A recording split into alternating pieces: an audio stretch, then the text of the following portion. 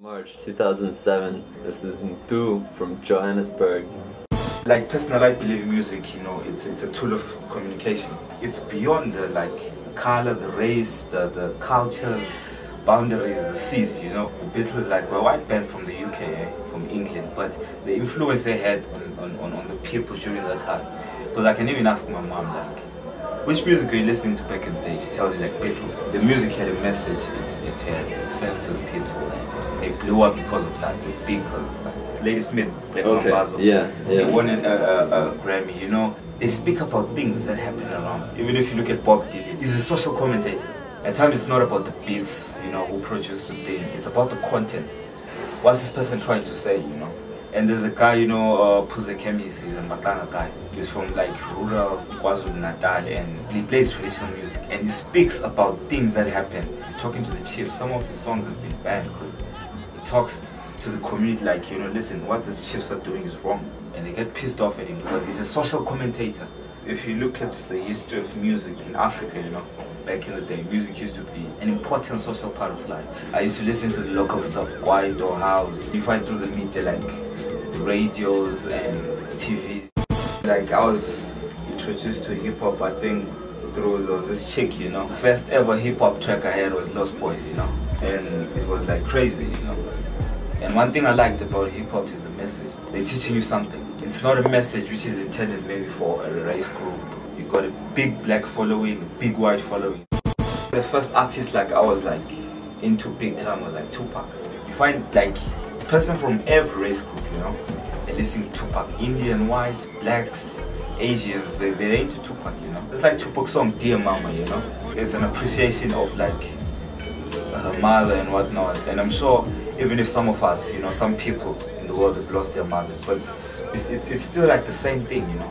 We have mothers, and the experience we go through with our mothers is the same thing, you know. The message is spread, it's about humanity.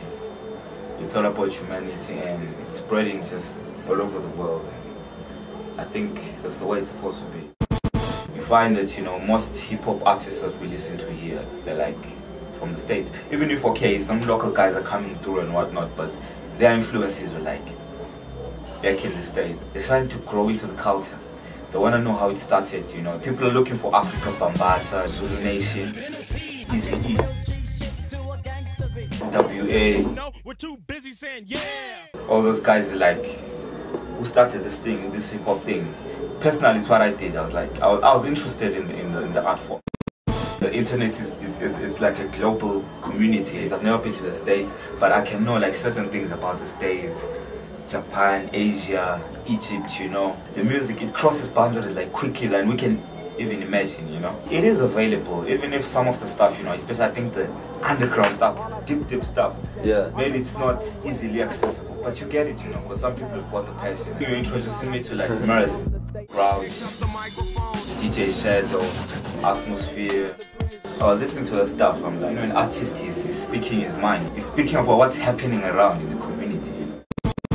I think I'm in love with underground hip-hop compared to the commercial stuff. The big difference is, okay, as you mentioned, money and the content, you know. Because, you know, at times when someone sings a song, you feel connected to the song from within, you know.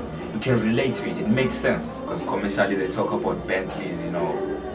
Bentley, you find, you can't be talking about it, we do not relate. You get 50 Cent, his album, The Massacre. Basically the material in the album, it was you know, it's flossy. I'm the man because I got 5 Range Rovers, I got $1 million chain, you don't have that. And I think the underground guys, that's the difference. They teach you certain things, you know.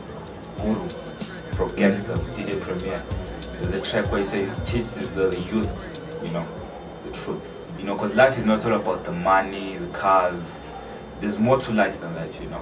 If you look at a guy like Immortal Techniques, he speaks what's happening around the world, you know. He speaks about Africa, the tsunamis, the Iraq War, Afghanistan, Iran, the nuclear thing, North Korea. One thing I like about him, he puts the facts, you know.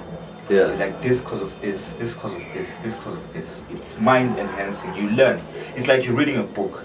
The thing is with the commercial thing, you just get there and make money. You know what people want this, they want that. During the time you make the money in your pop. But if you're an artist, you know, who's got consciousness, your music lives on for look at Bob Marley, you know. getting to 20, 30 years, we still play the thing and it still makes sense today.